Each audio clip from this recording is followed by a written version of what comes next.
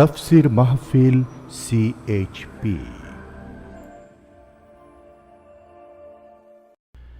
বিসমিল্লাহির রহমানির রহিম। বিশ্ববরেণ্য মুফাসসিরে কোরআন ও লক্ষ কোটি জনতার প্রিয় ইসলামী ব্যক্তিত্ব আল্লামা দেলওয়ার হুসাইন সাঈদী গত 14 আগস্ট 2023 তারিখে ইন্তেকাল করেন। ইন্না লিল্লাহি ওয়া ইন্না ইলাইহি রাজিউন। 2009 সালে বগুড়ায় তিনি সর্বশেষ তাফসীরুল কোরআন মাহফিলে বক্তব্য রাখেন, যা CHP ধারণ করে। সেই বক্তব্যের উল্লেখযোগ্য অংশ এখন আপনাদের সামনে উপস্থাপন করা হচ্ছে। শুরুতেই দেখুন আল্লামা দেলওয়ার হুসাইন সাঈদী কত বড় মনের একজন বিনয়ী মানুষ ছিলেন। আমি আপনাদেরকে কোরআন শোনাতে এসেছি, কোরআন শোনাবো ইনশাআল্লাহ। তবে একটা কথা আপনাদের জেনে রাখা ভালো, লোকেরা আমাকে মুফাসসিরে কোরআন বলে, আমি তো জানি আমি কি, আমি মুফাসসিরে কোরআনের যোগ্য নই। আমি কোরআনের তালিবে ইলম, কোরআনের ছাত্র। সুবহানাকা লা ইলমা লানা, আমার কাছে কোনো জ্ঞান নাই, ইল্লা মা আল্লামতানা, যদি আমার মনিব আমাকে কিছু বলতে দেন তাহলেই বলতে পারবো। আলাইহি তাওয়াক্কালতু ওয়া ইলাইহি উনীব, আমি আমার রবের দিকে ফিরে যাচ্ছি, তিনি যদি দয়া করে আমাকে কিছু বলার তৌফিক দেন, এমন কিছু কথা যা আমার জন্য হেদায়েত হবে, গোটা মিল্লাতের জন্য হেদায়েত হবে, সেই জাতীয় কথা আল্লাহ যেন আমাদের দিয়ে বলান এবং ভদ্রতার সাথে আদবের সাথে সে কথাগুলো যেন আমরা আত্মস্থ করতে পারি, এ তৌফিক যেন তিনি আমাদেরকে দান করেন। তো আমি আগে একটা ভূমিকা দিয়ে নেই, তারপরে তাফসীর করব ইনশাআল্লাহ। ভূমিকাটা কোরআন শরীফের না, কোরআন শরীফের ভূমিকা দেওয়ার মতো ক্ষমতা পৃথিবীর কারোরই নেই, এটা হাত দেওয়ার উপায় নাই, এটা প্রথমেও না, শেষেও না, মাঝখানেও না, এটা সম্পূর্ণটা সলিড। এটা কার? আল্লাহ তাআলা। সুতরাং আল্লাহ তাআলার কালামের ভূমিকা দেওয়ার মতো বেয়াদবি ধৃষ্টতা কেউ করতে পারবে না। আমি আমার আলোচনার একটা ভূমিকা দিচ্ছি। আমাদের জীবনে 3টি বড় ভুল, আসুন এ বিষয়ে জেনে নেই। আমরা 3 জায়গায় ভুল করেছি জীবনে। কয় জায়গায় ভুল করেছি একটু মুখস্থ রাখেন, কাজে লাগবে। জীবনে 3টি জায়গায় মারাত্মক ভুল করেছি, যে ভুলের খেসারাত আমাদেরকে দিতে হবে যতদিন না আমরা এই ভুলকে সংশোধন করছি। 1 নম্বর ভুল করেছি, আমরা ইসলামকে মনে করেছি গতানুগতিকভাবে একটা ধর্ম, আর কোরআন শরীফকে মনে করেছি গতানুগতিকভাবে একখানা ধর্মীয় পুস্তক। আর মুহাম্মদ সাল্লাল্লাহু আলাইহি ওয়াসাল্লাম বলেন, সাল্লাল্লাহু আলাইহি ওয়াসাল্লাম, তাকে মনে করেছি শুধুমাত্র একজন ধর্মীয় নেতা। এই 3টি ভুল করেছি জীবনে, বড় ভুল। আপনারা কি আমার সাথে একমত? আলহামদুলিল্লাহ, তাহলেই ওয়াজ শুনে মজা আছে যদি একমত হন। আবার আমি এমন কোনো কথা যদি বলি যেটা কোরআন সুন্নাহ বিরোধী, তাহলে যে কোনো লোক লিখিত আকারে হোক, দাঁড়াইয়ে হোক, প্রশ্ন করে আমার কাছ থেকে জেনে নিতে পারবেন যদি আমি ভুল করি। আমি ভুলের ঊর্ধ্বে নই। প্রথম ভুল করলাম, ইসলামকে মনে করেছি একটা ধর্ম, শুধুমাত্র ধর্ম। তো হিন্দু ধর্ম, খ্রিস্টান ধর্ম, ইহুদি, মজুসি, এই যে কত ধর্ম আছে, ওগুলো যেমন একটা ধর্ম, আমার ইসলাম কি সেই রকম ধর্ম না।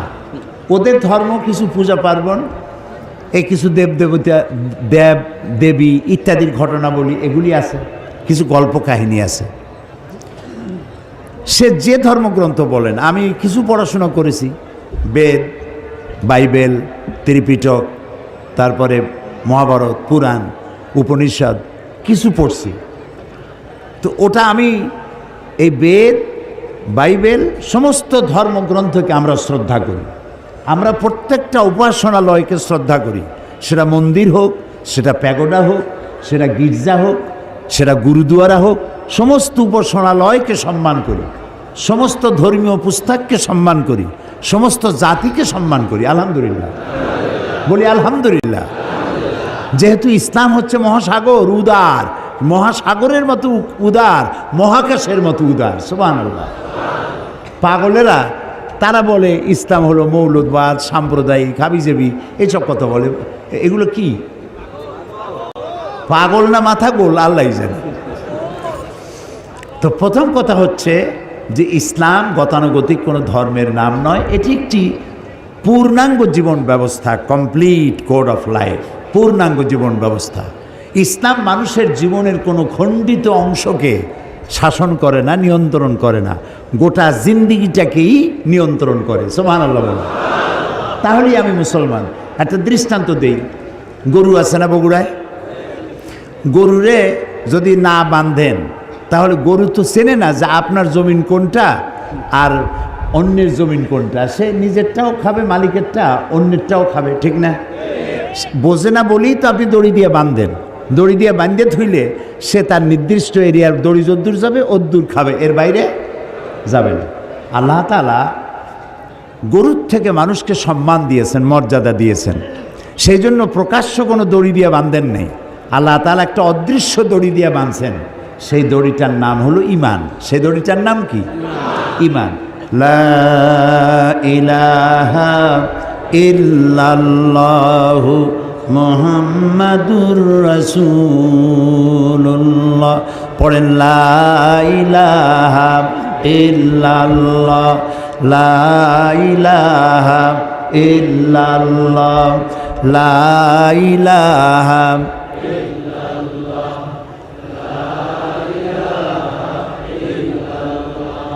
লা ইলাহা ইল্লাল্লাহু মুহাম্মাদুর রাসূলুল্লাহ।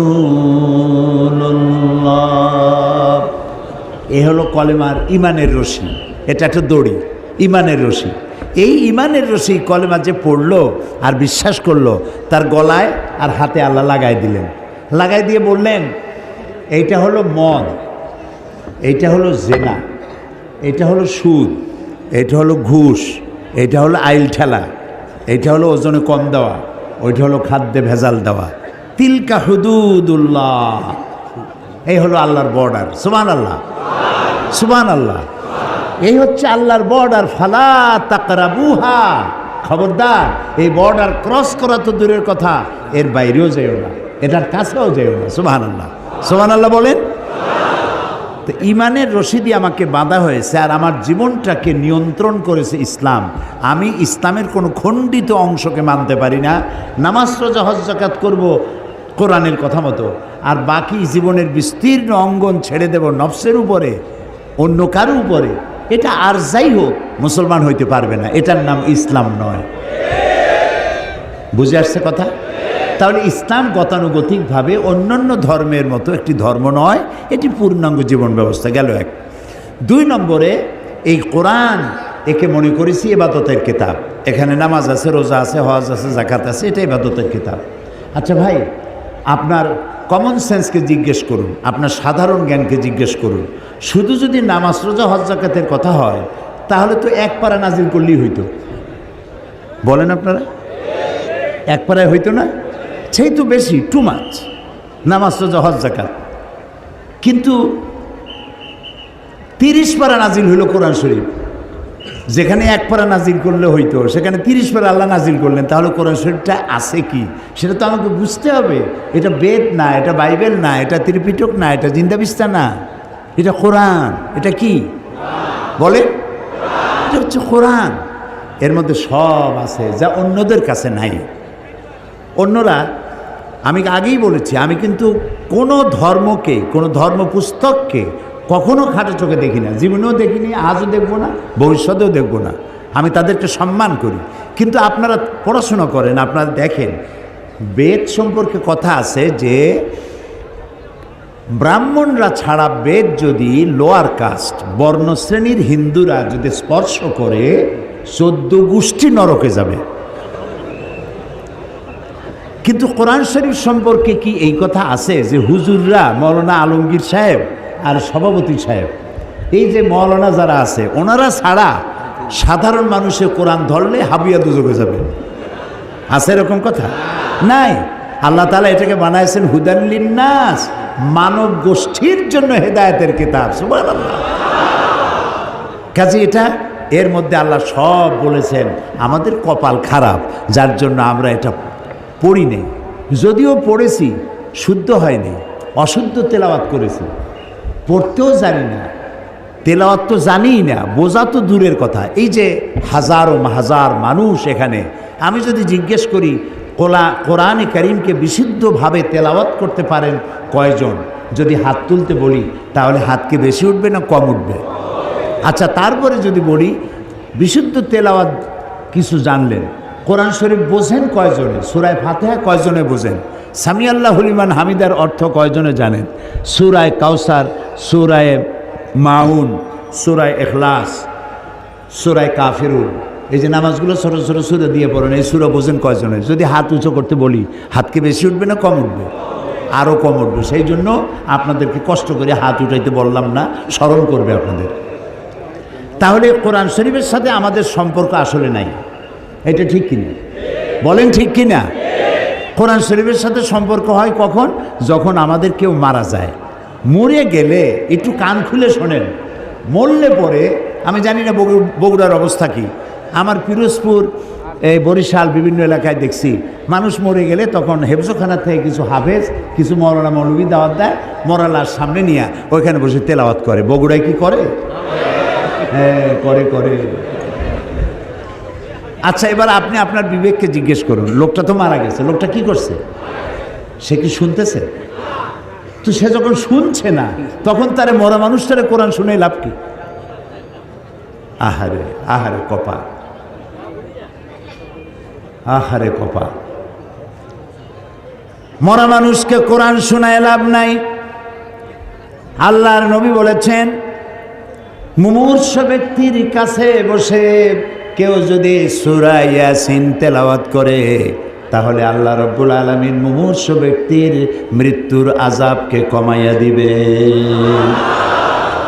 তো যখন মরতে পড়ছিল সেই সময় পড়েন নাই, ছেলেটারে কোরআন শিখান নাই, মেয়েটারে কোরআন শিখান নাই, বউতেও জানেন না, নিজেও জানেন না, মরে গেছেন। মৌলভী সাহেবদের ভাড়া, মৌলভী সাহেবদেরকে ই করে কি না আনিয়া, ভাড়া বললাম না, শব্দটা বেয়াদবি হয়ে যাবে, তাদেরকে নিয়ে আসছেন, আনার পরে ওনারা তেলাওয়াত করলেন। এখন বোঝেন ওরা তো ছাত্র মানুষ, হেফজখানা থেকে 20 জন ছাত্র নিয়ে আসছেন, ছাত্র ছোট মানুষ। ওরা তেলাওয়াত করতে গিয়ে যদি মনে মনে ভাবে যে যদি 1000 টাকা দেয় তাহলে ভাগ্য পাবো, 25 জন আসছি, 50 টাকা না 60 টাকা, ওই ভাগে কত পাবে সেই চিন্তাও করতেছে, তেলাওয়াতও করতেছে। তো সে যখন ভাগে পাবে কত এই চিন্তা করে তেলাওয়াত করতেছে, আল্লাহর কসম কোনো সওয়াব হবে না। তো কোনো সওয়াবও হইল না, মুদ্দারেও শুনল না, মেহনত বরবাদ, গুনাহ লাজেম, কোনো কাম হইল না। মরা মানুষে কোরআন শুনবার জন্য কোরআন আসে নাই, জিন্দা মানুষে কোরআন শুনবার জন্য কোরআন নাজিল হয়েছে। সুবহানাল্লাহ। তাহলে 2 নম্বরের ভুল করছি, কোরআনটা বিশুদ্ধ তেলাওয়াত করি নেই, কোরআনটা বুঝি নেই। এর ব্যাখ্যা আমি সামনে গিয়ে দেবো, আমি ভূমিকার কথা বলে শেষ করতেছি। 3 নম্বরে আর একটা ভুল করছি, মুহাম্মদ সাল্লাল্লাহু আলাইহি সাল্লামকে শুধুমাত্র একজন ধর্মীয় নেতা, অন্যান্য ধর্মের নেতা আছে যেমন আমি নাম নিলাম না কারো, ওই রকম ইসলাম ধর্মের নেতা মুহাম্মদ সাল্লাল্লাহু আলাইহি সাল্লাম। আসলে কি তাই? আল্লাহ তার নবীকে শুধু মুসলমানদের জন্য নেতা বানান নাই। রব্বুল আলামিন কোরআনে কারীমের মধ্যে বলেছেন, কুল ইয়া আইয়ুহান নাসু ইন্নী রাসূলুল্লাহি ইলাইকুম জামিআ।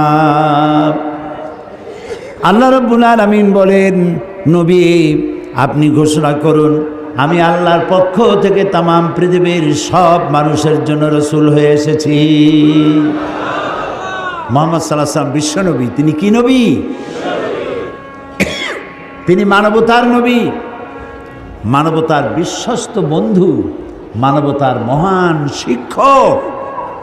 তার মতো সম্মানী আল্লাহর পরে, জমিনের উপরে, আরশের নিচে আর কেউ নাই।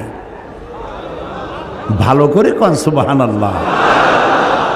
এত সম্মান আল্লাহ তাকে দিয়েছেন, এইরকম সম্মান পৃথিবীতে কেউ পায় নাই। বিশাল সম্মানের অধিকারী তিনি। সেই মুহাম্মদ সাল্লাল্লাহু আলাইহি ওয়াসাল্লামকে আমরা বানাইলাম, তিনি একজন ধর্মীয় নেতা মাত্র।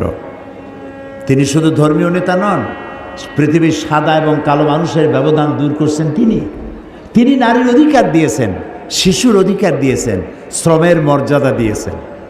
আজকে রিক্সাওয়ালা দেখিয়া যুবক ছেলে কলেজে বা হাই স্কুলে পড়ে, রিক্সাওয়ালার দাড়ি পাকা, এই রিক্সা এদিকে আসো, তুমি তুমি করে কথা বলে। আমাদের ওদিকে বলে, বগুড়ায় বলে না, বলে। আহারে, ওই রিক্সাওয়ালার বয়সের চাইতে তার নাতির বয়স হবে। সে তাকে, যেহেতু সে শ্রমিক, কাজ করে খায়, কাজী তার দাম নাই। ঘুষ খায় যেগুলায়, ওগুলার দাম আছে।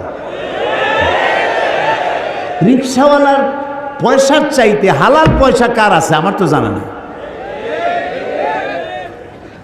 কি যে কষ্টটা করে, সারাটা দিন অমানবিক পরিশ্রম করে, মাথার ঘাম পায়ে ফেলাইয়া পয়সা উপার্জন করে। আর তুমি তোমার বয়সে বড়, বাপের বয়সী, দাদার বয়সী, তুমি ছাড়া কথা বলতে পারো না, তোমার লজ্জা হওয়া উচিত। তুমি যুবক, এমএ পাস করেছো, চাকরি বাকরি নাই, বিয়ে একটা করে শ্বশুরের গাড়ি গিয়ে চড়ছো। হাল চাষ করো না, ইজ্জত যাবে। এমএ পাস করছো তো, বেবি ট্যাক্সি চালাবে না, ইজ্জত নষ্ট হবে। তারপরে এই বগুড়ায় বটবটি না কি আছে, চটপটি না কি বলে, বটবটি, বটবটি, নসিমন, বসিরন, কসিমন, এগুলো হাত দিলে ইজ্জত নষ্ট হবে। তুমি এমএ পাস করলেও রিক্সাওয়ালার দাম বেশি আল্লাহর কাছে, কারণ রসুল বলেছেন আল কাসিব হাবিবুল্লাহ, সহস্তে উপার্জনকারী ব্যক্তি আল্লাহর বন্ধু। সুবহানাল্লাহ। সুতরাং ইসলাম শ্রমের মর্যাদা দিয়েছে, শ্রমিককে উপরে উঠায় দিয়েছে, সমস্ত মানবতার অধিকার দিয়েছে, সমস্ত ধর্মের অধিকার দিয়েছে। আল্লাহ তাআলা কোরআন শরীফে বলেছেন, অন্যের দেবদেবীকে গালি দিও না, কারো দেবতা দেবীকে গালি দিবা না, আল্লাহ নিষেধ করেছেন। কারো মন্দির, কারো প্যাগোডা, কারো গির্জা ভাঙবা না, আল্লাহ নিষেধ করেছেন। সুবহানাল্লাহ বলে। এর চাইতে মানব অধিকার কোথায় পাবেন? ইসলাম যা বলেছে, না জানার কারণেই এক শ্রেণীর লোকেরা বোমা মারিয়া ইসলাম কায়েম করতে চায়। হে পাগলের চাইতেও ছাগল, এগুলো পাগলের চাইতেও ছাগল, অধম। আল্লাহ তাআলা তার রসুলকে বলেছেন, ইন্নামা আনতা মুজাক্কির লাস্তা আলাইহিম বিমুসাইতির। হে রসুল, আপনাকে পাঠাইছি উপদেশক করে, আপনাকে দারোগা করে পাঠাইলে লাঠি মেরে মানুষ হেদায়েত করবেন কোনো প্রয়োজন নাই। ইন্নাকা লা তাহদি মান আহবাবতা, যারই খুশি আপনি তারে হেদায়েত করতে পারবেন না। হেদায়েতের মালিক জোরে বলেন আল্লাহ, বলেন আল্লাহ, আল্লাহ, আল্লাহ, তিনি হচ্ছেন একমাত্র মালিক হেদায়েতের। তো সেই জন্যে আমার ভূমিকা শেষ। 3টা জায়গায় যে ভুল করছিলাম, এই ভুলগুলি সংশোধন করতে চাই।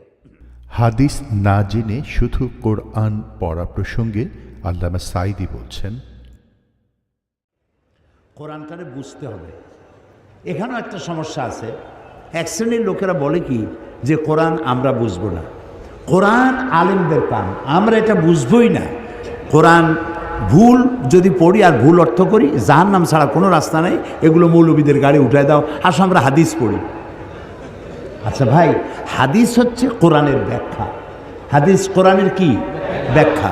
হযরতে আব্দুল্লাহ ইবনে মাসউদ রাদিয়াল্লাহু তাআলা আনহু তিনি বলেছেন, আমরা যখন কোনো হাদিস বলি তখন তোমরা ধরেই নেবা এটা আমরা কোরআনের ব্যাখ্যা করতেছি। সুবহানাল্লাহ। এই কোরআনে নামাজের কথা আছে, নামাজের কথা আছে, কিন্তু জোহর কয় রাকাত, আসর কয় রাকাত, মাগরিব কয় রাকাত, তা কি আছে? নাই।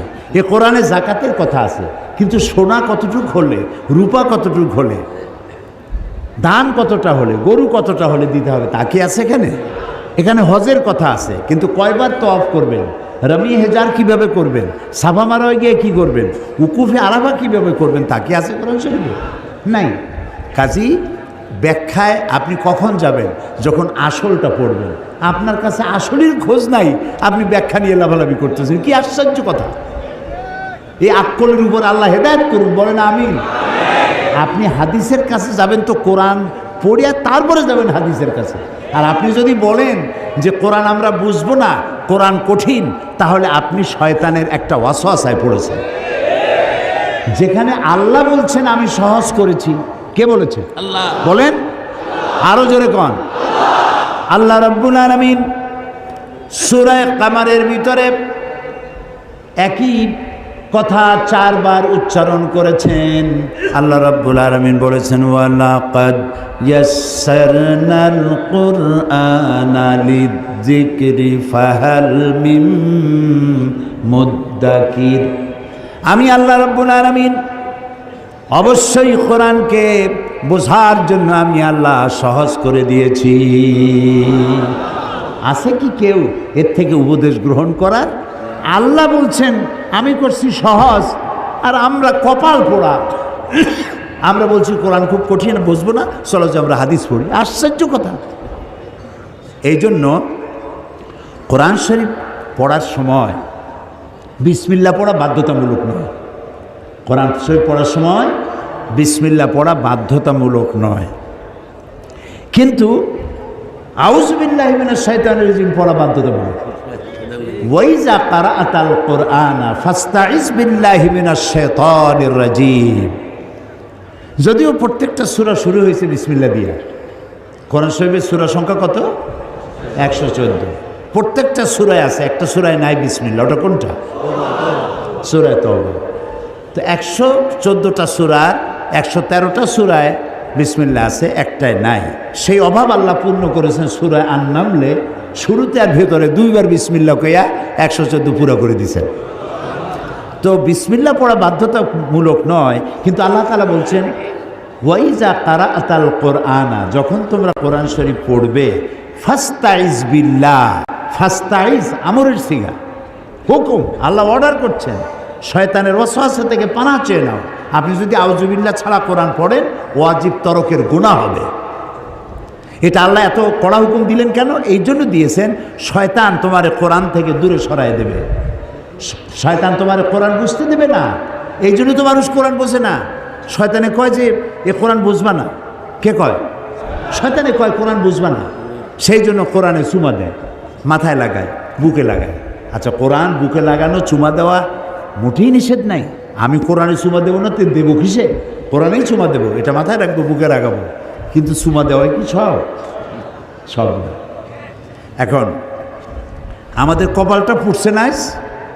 এই পৃথিবীতে আমি যদি প্রশ্ন করি বগুড়াবাসীকে, আমি জানি বগুড়ার লোকেরা খুবই সুশিক্ষিত, মার্জিত, সব দিক থেকে ভালো, আলহামদুলিল্লাহ। আমি যদি প্রশ্ন করি যে এই পৃথিবীতে সব থেকে লাঞ্ছিত, অবহেলিত, মার খাওয়া জাতি কোনটা? কি জবাব দেবে? মুসলমানেরা। ফিলিস্তিনে কারা মার খায়? আফগানেরা কি? কাশ্মীর, বজনিয়ায়, চেচনিয়া, এরিত্রিয়ায়, সারা দুনিয়ায় মার খায় মুসলমানেরা। অথচ একটু লক্ষ্য করেন, অথচ পৃথিবীতে অন্তত 50টার মতো দেশ আছে মুসলমানদের করতলগত, হাতের মুঠায়। কটা দেশ? 50টা দেশ। পৃথিবীতে যে ওয়েলথ আছে, সম্পদ, এর 1/50 ভাগ, অর্থাৎ অর্ধেকেরও বেশি সম্পদ মুসলমানদের হাতে। পেট্রোল, গোল্ড, রাবার, কয়লা, সিলভার, কটন, এই উল্লেখযোগ্য সম্পদ মুসলমানদের হাতে। 1/50 ভাগ মুসলমানদের হাতে। পপুলেশনের দিক থেকে সারা দুনিয়ায় বর্তমান পপুলেশন হচ্ছে 600 কোটি। এই 600 কোটি জনগণের মধ্যে 1/4 অর্থাৎ 150 কোটি হচ্ছে মুসলমান। দেশ হলো 50টা, সম্পদেরও অর্ধেকেরও বেশি আপনার। জনসংখ্যার দিক থেকে আপনি 1/4 পৃথিবীর, অথচ আপনি জুতা খাওয়া, লাথি খাওয়া, মার খাওয়া, না খায় থাকা, কষ্ট করা আর স্বাধীনতা হারানো, সব জায়গায় বঞ্চিত, লাঞ্ছিত, অবহেলিত, নির্যাতিত, নিগৃহীত জাতি মুসলমান।